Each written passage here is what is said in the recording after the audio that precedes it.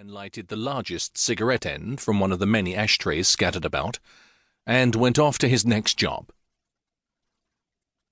It was the rule that Fenwick collected all shoes, chalked their room numbers on their soles, and carried them to the basement for cleaning. But he had ways of his own. He took a large newspaper and his box of cleaning materials and silently dealt with the footwear, one by one, as it stood outside the doors of the bedrooms, spreading the paper to protect the carpet. Fenwick started on the first floor, rooms 1, 2, 3, 4, and 5, with the best views over the river and bay. His gait was jaunty, for he had had a few beers before finally fuddling himself with the dregs from the bar. He hummed a tune to himself. "Don't send my boy to prison, it's the first crime what he's done." He tottered up the main staircase with his cleaning box and stopped at the first door. Number 1 was a single room. Once it had been double, but the need for more bathrooms had split it in two.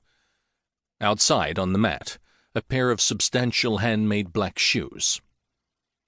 Fenwick glided his 2 brushes and polishing cloth over them with hasty approval. They belonged to Judge Tennant of the High Court. He came every year at this time for a fishing holiday. He tipped meticulously, neither too much, nor too little. Yet you didn't mind. You felt justice had been done when you got it. Fenwick had been sitting on his haunches. Now and then he cocked an ear to make sure that nobody was stirring. He moved like a crab to number 2, gently dragging his tackle along with him. This was the best room, with a private bath. Let to a millionaire, they said. It was a double, and in the register the occupants had gone down as Mr. and Mrs. Cuhady.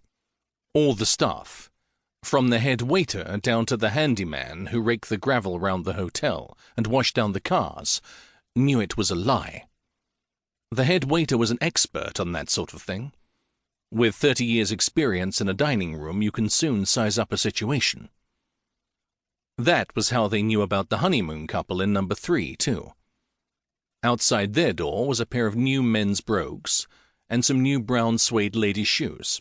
The bride's travelling costume consisted of with brown suede shoes. Fenwick knew all about it from reading his papers in the small hours. There were 5 pairs of women's shoes outside number 2.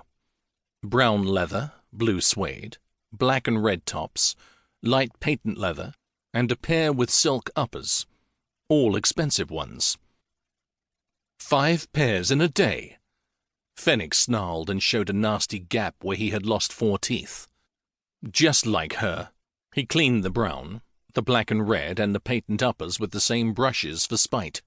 The blue suede he ignored altogether, and he spat contemptuously on the silk ones and wiped them with a dirty cloth. Mr. Cuhady seemed to have forgotten his shoes altogether. That was a great relief.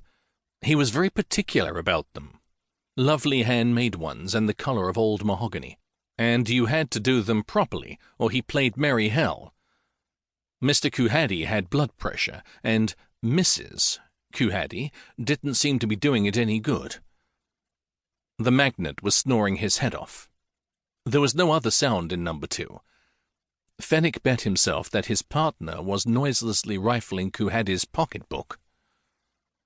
He crawled along and dealt with the honeymoon shoes. They weren't too good. Probably they'd saved up hard to have their first nights together at a posh hotel and would remember it all their lives. Remember the Cape Marvin? Fenwick, sentimental under his mixed load of drinks, spat on all 4 soles for good luck. He crept on. 2 pairs of brogues this time, male and female. Good ones, too, and well cared for. Fenwick handled them both with reverence. A right good job. For he had read a lot in his papers about one of the occupants in room 4.